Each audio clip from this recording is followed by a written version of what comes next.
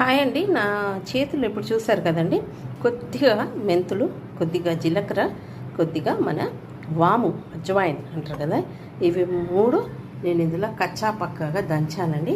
ఇలా దంచిన ఈ మిశ్రమాన్ని నేను ఇప్పుడు ఒక 300 మేసన్ జార్, ఇలాంటి గ్లాస్ జార్లో వేసుకోవాలి. మీ దగ్గర ఇలాంటి గ్లాస్ జార్ లేకుంటే నార్మల్ గ్లాస్లో కూడా వేసుకోవచ్చు. ఇది నేను ఇప్పుడు ఓవర్ నైట్ నేను దీన్ని నానబెట్టుకొని రేపు ప్రొద్దున్న నేను దీన్ని పరగడపులో తీసుకుంటాను. ఓకేనా. ఇందులో నేను ఇప్పుడు గోరువెచ్చటి నీళ్ళు ఇందులో 300 ml వేస్తున్నాను. ఓకేనా.